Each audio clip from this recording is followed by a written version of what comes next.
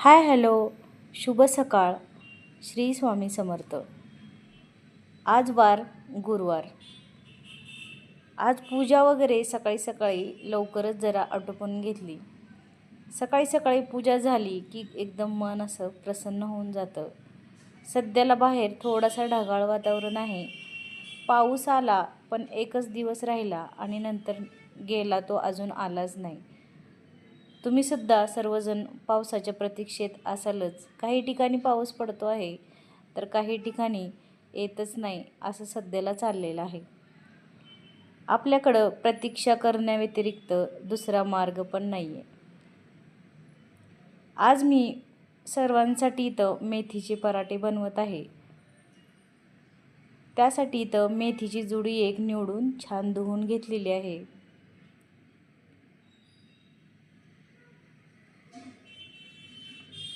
कालच मेथीची भाजी आणली होती आणि ती मी तुम्हाला निवडून 2 गड्ड्या दाखवलेल्या पण होत्या. धुवून स्वच्छ बारीक चिरून घ्यायची आहे मेथीची भाजी. सध्याला मेथीची भाजी महाग जरी असली तर असं अधूनमधून आणत असते मी, कारण माझ्या मुलींना मेथीचे पराठे आवडतात. त्यामुळे मी आधीमध्ये घेऊन येत असते अशीच. खूप पण बारीक आणि खूप पण असं जाडसर ठेवत नाही. थोडीशी अशी मिडियम साईडची, जितकी होईल तितकी हाताने अशी मेथी बारीक करण्याचा नक्कीच प्रयत्न करते. तुम्ही कशी करता मेथीचे पराठे ते कमेंटमध्ये कळवायला नक्कीच विसरू नका. आणि कुणाकुणाच्या भागामध्ये पाऊस पडतोय ते देखील मला कमेंटमध्ये कळवायला अजिबात. सध्याला शाळा कॉलेज सुरू झालेले आहेत, त्यामुळं ज्यांची लहान मुले आहेत किंवा मोठी देखील मुलं आहेत त्यांचं घर अगदी खायला उठतं. सहसा घरात जर एकटं माणूस असलं तर फारच त्रास होतो, कारण खूप मोठा गॅप असतो 1.5 ते 2 महिने. 1.5 ते 2 महिन्यानंतर आपल्याला मुलांची सवय झालेली असते. घरात 24 तास राहिलेले असतात, आपल्यासोबत खेळलेले असतात. त्यामुळं एकदम जून महिना आला जवळजवळ तर आपल्याला असं मुलं शाळेत चालली की अजिबात घरात करमत नाही एकट्याला. तर मग घरात करमत नसेल तर असं मग काय ना काय मी करत असते उद्योग. काय काय मुलांची आवडीच्या रेसिपी करणे, किंवा आपल्याला जर एखादं पुस्तक वाचायला आवडत असेल तर ते पुस्तक वाचायचं. शोधून शोधून घरात जर काय काम असेल साफसफाईचं तर ते करायचं. तुम्ही करता की नाही हो असं माझ्यासारखं? मी तर अशीच करते. जर काही धान्याला वगैरे कीड लागलेली असेल ते देखील निवडून ठेवते, किंवा काही डाळी कडधान्य उन्हात वाळवायचे असतील. जोपर्यंत पाऊस येत नाही तोपर्यंत आपण हे छोटी मोठी कामं नक्कीच करू शकतो. किंवा जर ऊन असलं तर असं मोठी मोठी ब्लँकेट वगैरे बेडशीट, की बाबा आज पाऊस येईल उद्या पाऊस येईल, मग आपलं हे सगळं असंच राहून जाईल. त्यामुळं रोज एक टास्क आणि रोज एक नियोजन असं मी करत असते. मुलं असल्यानंतर वेळ कसा जातो तो कळत पण नाही. त्यांना सकाळी वेगळं करा, संध्याकाळी वेगळं करा, दुपारी वेगळं करा, असं काय ना काही चालूच असतं. मम्मी हे दे, मम्मी ते दे. पण जेव्हा मुलं शाळेत कॉलेजमध्ये जातात तेव्हा आपल्याला करमत नाही. मग असं काही ना काही उद्योग करत बसते असते मी. तुम्हाला जर बाहेर जाऊन काय करता येत असेल, शिवणकाम, ब्युटी पार्लरचं क्लास किंवा काही जर कला शिकायची असेल तर ती देखील तुम्ही शिकू शकता. पण मला घरातूनच असं वेळ फारसा भेटत नाही, त्यामुळं मी बाहेर जात नाही. पण तुम्हाला जर शक्य असल्यास तुम्ही नक्कीच जाऊन बाहेर एकतरी कला शिकून घ्यावी असं मला वाटतं. कारण आपल्या आयुष्यामध्ये कुठली वेळ कशी येते आपल्याला काहीच सांगता येत नाही. जेणेकरून प्रत्येक स्त्रीने आपल्या पायावरतीच खंबीरपणे उभं राहिलंच पाहिजे. आपल्या मुलांसाठी आणि आपल्यासाठी सुद्धा ते फायदेशीरच ठरतं कधी पण.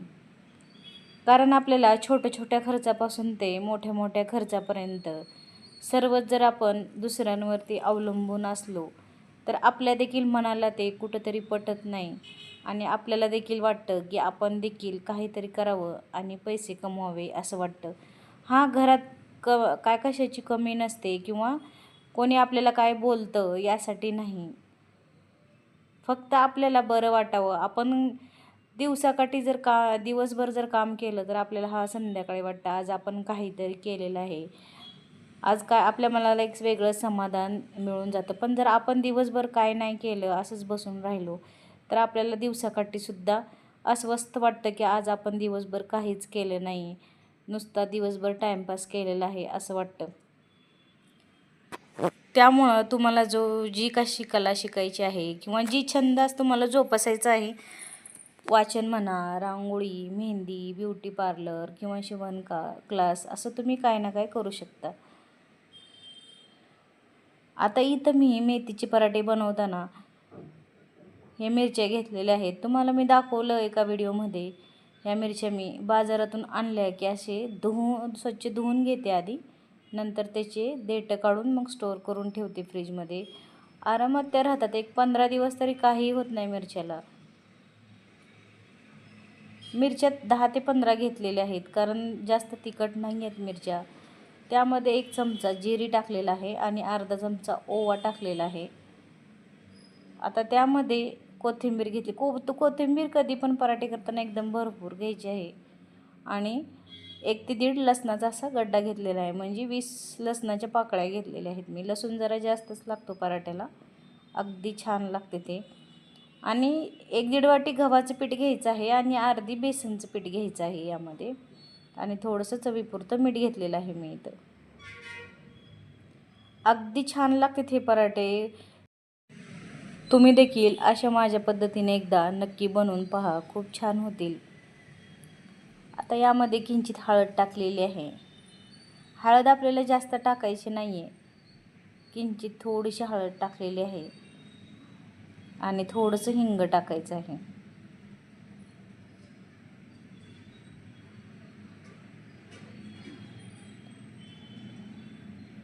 आता ज्या मिक्सरच्या भांड्यामध्ये आपण हे वाटण वाटलेलं आहे, त्यामध्येच पाणी टाकून थोडंसं असं इसळून घेतलेलं आहे आणि ते टाकून द्यायचं आहे आपल्या पिठामध्ये, जेणेकरून वाटण केलेलं छान असं त्याच्यामध्ये पाणी एकत्रित होतं आणि छान असं आपला घट्ट गोळा बनवून तयार होतो. हे पहा असं.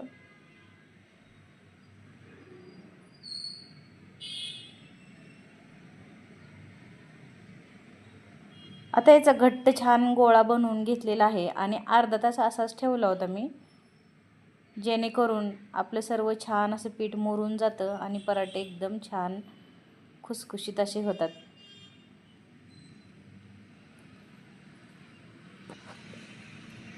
हे पराठे बनवताना खूप पण जाड आणि खूप पण पातळ बनवायचं नाही. असे मीडियम साईजचे एकदम बनवायचे. जितकं तुम्ही पातळ लाटाल तितकं ते पराठे असे थोडेसे कडक होतात आणि जेवढं तुम्ही जाड लाटाल तेवढे ते पराठे मऊ होतात. आता तुम्हाला जर पातळ मऊ पराठे हवे असतील तर तुम्ही थोडंसं जाड लाटायचं आणि जर असे खुसखुशीत किंवा कडक पाहिजे असेल तर पातळ लाटायचे हे पराठे. पण मेथीचे पराठे सहसा फुगत नाहीत, ते असंच खरपूसच छान लागतात पातळ असे.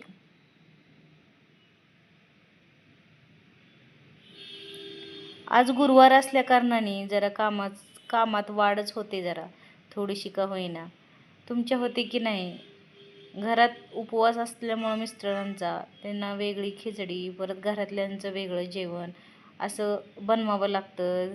नंतर घरातले पण पूजेचे वगैरे कामं असतात, फरशी पुसायचं असतं, त्यामुळं कामात थोडीशी वाढ होते. त्यामुळं गुरुवारच्या दिवशी जरा थोडीशी धावपळ उडते.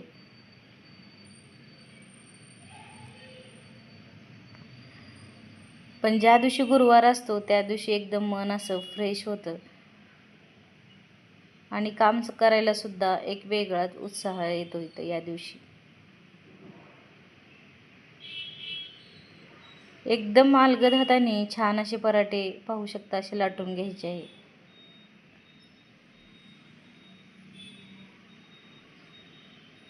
हे पराठे लाटायला सुद्धा जास्त वेळ लागत नाही, पटकन लाटून होतात.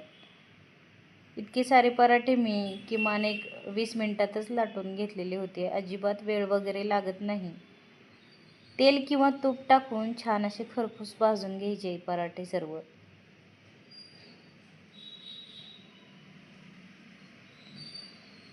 तुम्हाला जर माझी आई आली कधी तर तुम्हाला तिच्या हातचे धपाटे एकदा नक्की दाखवेन.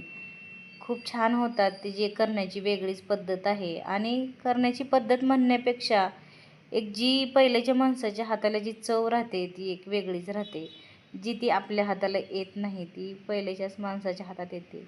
आपण कितीही साहित्य टाकलं आणि कितीही सामान वापरलं तर त्यांच्या जी हाताला चव असते ती आपल्या हाताला चव कधीच येत नाही.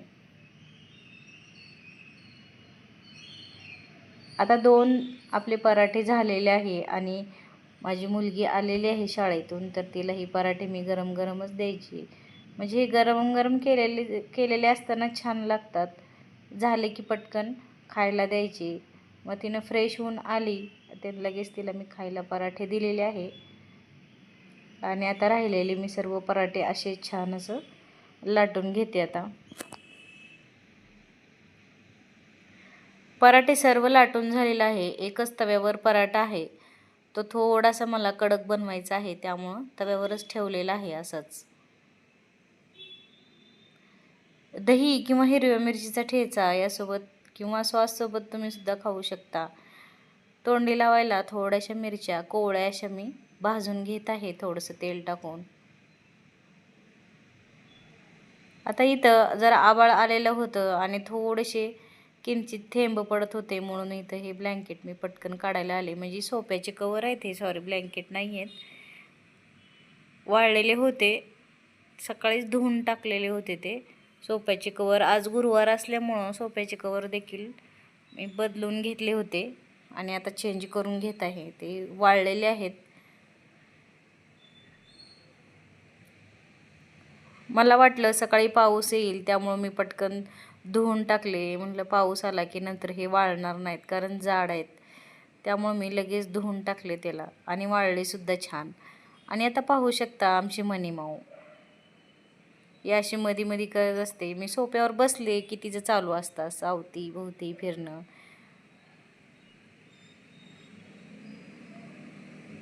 तिचं चालू असतं मला पण घडी मारू दे, मला पण मांडीवर घे, असं चालू असतं तिचं. हे पहा कशी करते बघा. तेवढ्यात मुलगी आली आणि तिनं पटकन घेतलं तिला. मी तिला ओरडत होते की चावा वगैरे घेईल, नको घेऊ तिला जवळ, पण ती ऐकतच नव्हती. तिच्या पाठीमागटच ती आली की स्कूलवरून तिच्या पाठीमागटच पळती. आणि मी सुद्धा माझ्या मुलीसोबत थोडंसं खेळते आल्यानं.